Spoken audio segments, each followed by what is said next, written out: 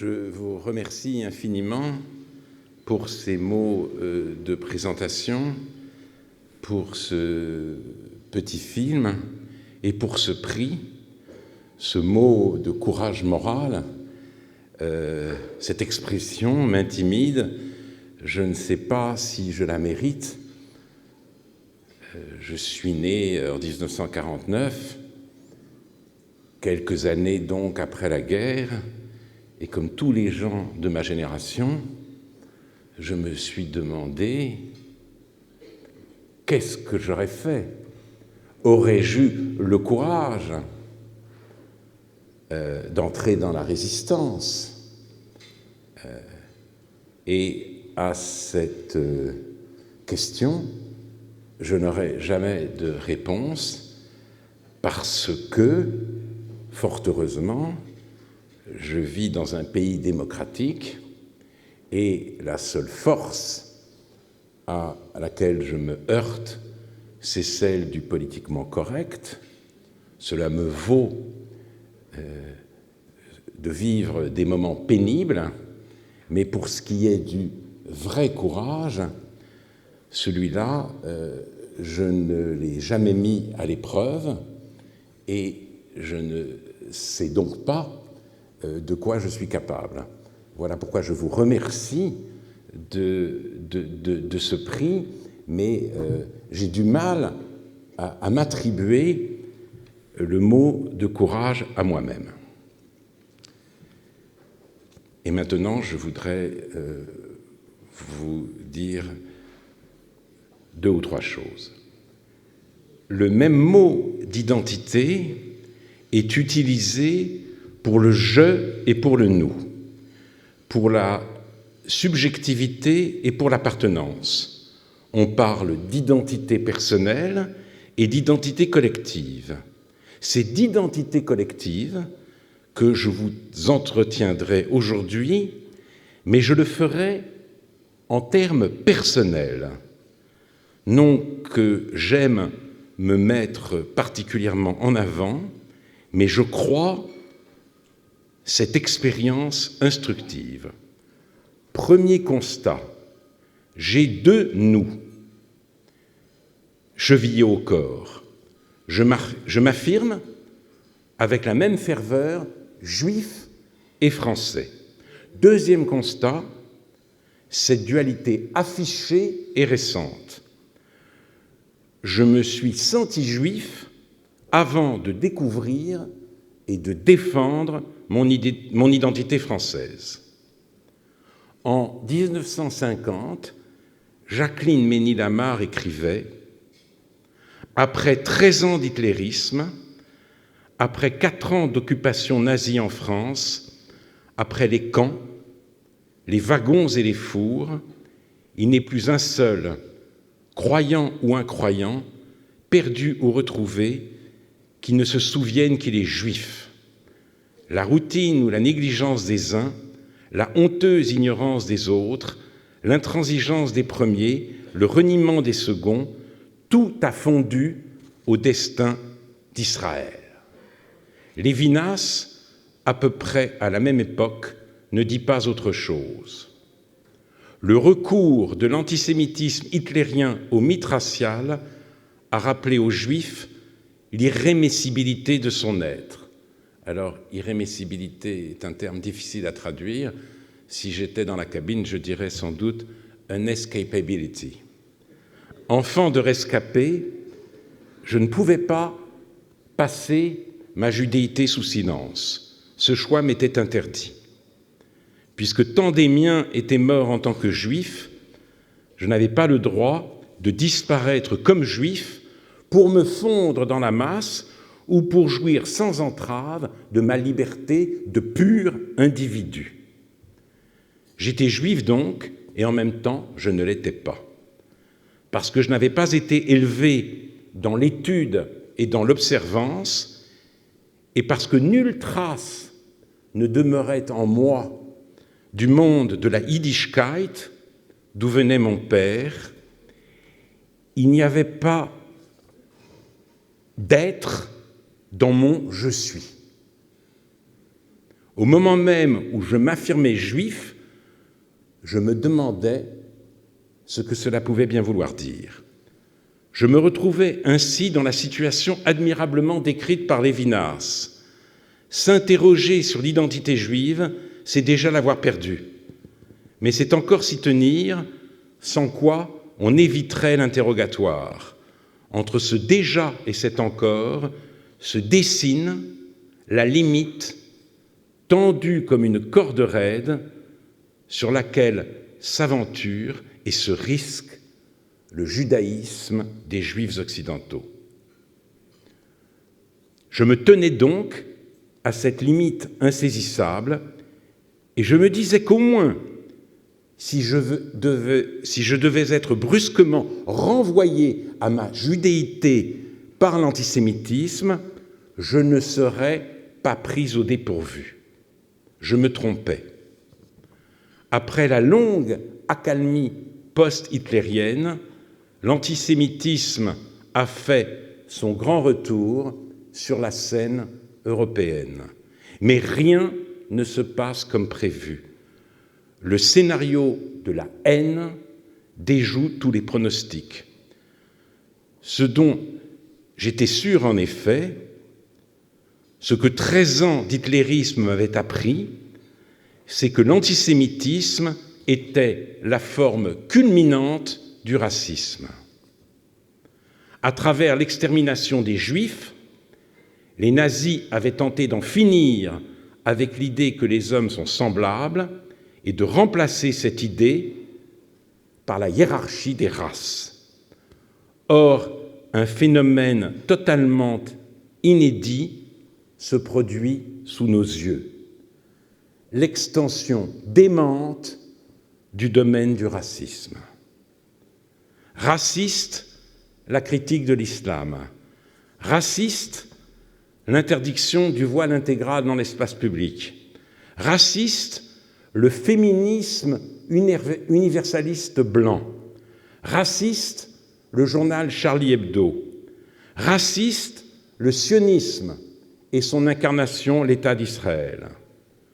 Tout le monde, bien sûr, ne parle pas ainsi, mais ceux qui le font parlent de plus en plus fort et avec un aplomb déconcertant. Il y a quelques semaines, j'ai eu un débat à Sciences Po Paris avec Laurent Geoffrin, le directeur du journal Libération. Et celui-ci m'a demandé comment il se fait que depuis quelque temps, je réserve toutes mes flèches à l'antiracisme et je ne me mobilise plus contre le racisme. Cette question me tourmente depuis lors. Et je compléterai la réponse que je lui ai faite sur le coup en lui disant que le racisme ne s'exprime plus dans la sphère publique, que même Alain Soral et Dieudonné se proclament antiracistes. Et je lui demanderai à mon tour qu'il m'explique pourquoi Georges Bensoussan, l'auteur des Territoires perdus de la République et de la France soumise, a été poursuivi pour provocation à la haine raciale avec l'appui de toutes les associations antiracistes, du collectif contre l'islamophobie en France à la LICRA. Et je lui citerai aussi l'exemple de l'article « Sœurs de lutte » de la politiste Françoise Vergès, publié récemment par Le Monde, un journal confit par ailleurs dans la dévotion au plus jamais ça. L'auteur explique que les femmes issues de l'immigration occupent désormais le devant de la scène. Elle se réjouit de cette revanche prise par celles qui ont été longtemps exclues des luttes féministes. Et l'article est illustré par une photographie de femmes debout derrière la banderole de la première marche de la dignité contre le racisme, le 31 octobre 2015 à Paris. La dignité de cette manifestation se traduisait par des slogans tels que « Je ne suis pas Charlie », « L'esprit du 11 janvier, non merci », libérer Georges Ibrahim Abdallah, un terroriste, abat le sionisme.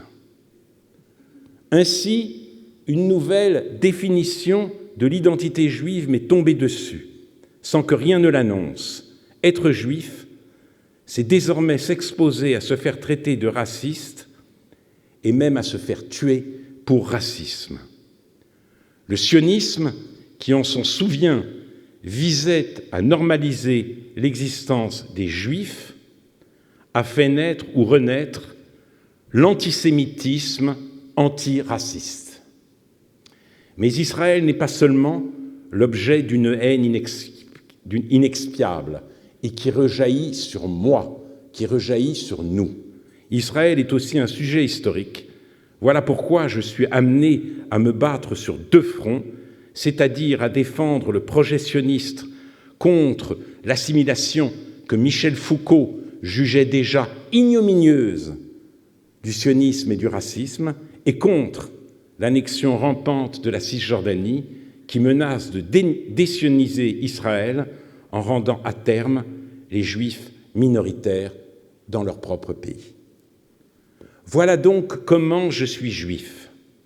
Et j'en viens maintenant à l'autre nous qui est le mien, l'identité française. J'ai pris conscience de cette identité bien plus tard que de mon identité juive. Quand j'étais jeune, à l'exception d'Israël, je ne pensais pas en termes de nation. J'ai appartenu à la génération de 68, et en 68, la Révolution exerçait un attrait irrésistible. Or, qu'est-ce que la Révolution ? C'est ce grand renversement des valeurs qui conduit à la réhabilitation de la guerre civile. La guerre civile, c'était le plus grand des maux pour tous les penseurs de l'État moderne. C'est, dans l'optique révolutionnaire, la lutte finale pour l'émancipation du genre humain. Pas de nation donc, mais un affrontement entre classes. J'ai été dégrisé de cette radicalité dans les années 70, sous le choc de la dissidence. Les écrivains et les penseurs d'Europe centrale m'ont réconcilié avec la démocratie. Mais la France restait pour moi une carte d'identité et non une identité. Cette identité m'est devenue précieuse quand je l'ai sentie précaire, fragile, périssable. Je n'aurais pas l'outrecuidance de me comparer à Roland Barthes, mais j'ai un peu suivi le même chemin que lui. Dans Mythologie, son livre le plus célèbre, écrit en 1957, il ironise sur la francité et sur son signe alimentaire, le beefsteak frites. Dans son ultime cours au Collège de France, la préparation du roman, il dit « Non seulement la langue n'est pas éternelle, mais son devenir, c'est-à-dire son dépérissement, est irréversible. Si Racine passe un jour, c'est déjà plus ou moins fait. Ce n'est pas parce que sa description de la passion est ou sera périmée, mais parce que sa langue sera aussi morte que le latin de l'Église conciliaire. » Et Barthes cite cet extrait d'une lettre de Flaubert à George Sand, « Car j'écris non pour le lecteur d'aujourd'hui, mais pour ceux qui pourront se présenter tant que la langue vivra. » Barthes faisait ce constat en 1980. 36 ans plus tard, Robert Redeker écrit « Quelque chose a disparu de notre paysage auditif. Un ersatz est venu remplacer cet absent. Quelle chose? Quel ersatz? La langue française. Ce n'est plus la langue française que nous entendons, ce n'est plus elle que nous lisons. La langue française ne répond plus à l'appel de son nom. Pourquoi? Et là, c'est moi qui parle. Parce que l'école s'effondre en même temps que se développe monstrueusement la civilisation du spectacle et les nouvelles technologies de communication.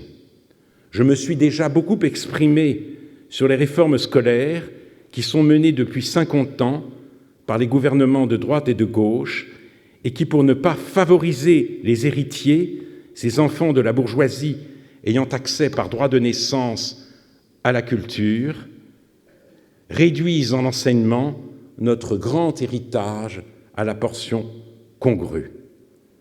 C'est sous la lueur de rage de la menace que ma francité m'est apparue, et l'enracinement de Simone Veil est alors devenu mon livre de chevet. On peut aimer la France pour la gloire qui semble lui assurer une existence étendue dans le temps et dans l'espace, ou bien on peut l'aimer comme une chose qui, étant terrestre, peut être détruite et dont le prix est d'autant plus sensible. Et puis, j'ai vu la France se fracturer. J'ai vu la désintégration à l'œuvre en lieu et place de l'intégration dont j'avais moi-même bénéficié. J'ai vu, avec la désécularisation d'une partie croissante des musulmans, et je cite ici Elisabeth Badinter, une seconde société tenter de s'imposer insidieusement au sein de notre République, tournant le dos à celle-ci, visant explicitement le séparatisme, voire la sécession. Je m'affirme donc aujourd'hui avec la même inquiétude, juif et français, et cela me vaut d'être 2 fois sur la sellette.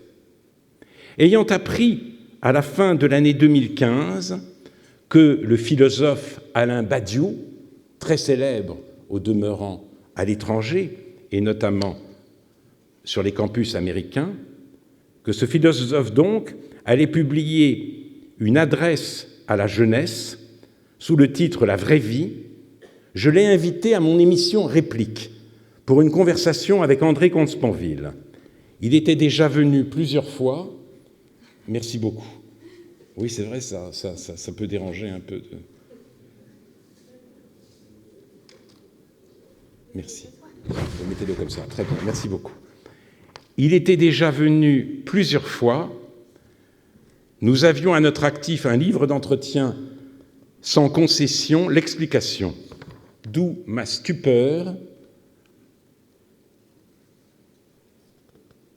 quand j'ai, à la lecture de la lettre ouverte par laquelle il motivait son refus de venir. Je le cite. « Lors des discussions publiques et publiées que nous avons eues naguère, je vous avais mis en garde contre le glissement progressif de votre position du côté d'un discours qui deviendrait indiscernable de celui des extrêmes droites de toujours. C'est évidemment le pas que malgré mes conseils éclairés vous avez franchi avec votre identité malheureuse et, écoutez bien, le devenir central dans votre pensée du concept néo-nazi d'État ethnique. Voilà donc pour l'identité nationale. Quant à l'autre composante de mon identité, elle ne s'en sort pas mieux. Ce qui me rend définitivement infréquentable pour Badiou, c'est mon soutien à Israël, État colonial. Il m'écrit que par ce choix funeste, je prends, je le cite encore, le honteux relais de l'antisémitisme racialiste. Vous avez bien entendu, le sionisme n'est pas seulement, pour ce philosophe mondial qui s'enorgueillit d'avoir milité le XXe siècle, l'avatar contemporain du monstre raciste, il est la continuation de l'antisémitisme lui-même. Me voilà donc 2 fois identitaire, 2 fois raciste et 2 fois nazi. Et Badiou n'est pas un cas isolé. Quelques mois après cette attaque en règle, j'ai été chassé comme un malpropre de la place de la République par les manifestants de Nuit debout. Nuit debout, c'est cette agora nocturne née à la suite des protestations contre la réforme du Code du travail et qui a duré 2 mois à Paris, au printemps dernier. Sur cette place, les indigènes de la République qui réclament la séparation du CRIF et de l'État avaient leur stand et Frédéric Lordon, l'un des principaux inspirateurs de ce mouvement, a justifié mon expulsion en disant que j'étais l'un des porte-paroles les plus notoires de la violence raciste identitaire. Ce qui était visé par cette condamnation, c'était simultanément mon rapport à la France et mon rapport à Israël. Si je reviens sur ces désagréments, et plus généralement, si j'ai choisi de parler aujourd'hui devant vous à la première personne, c'est parce que ce qui m'arrive révèle le nouveau trait d'union qui existe entre les Juifs et la France.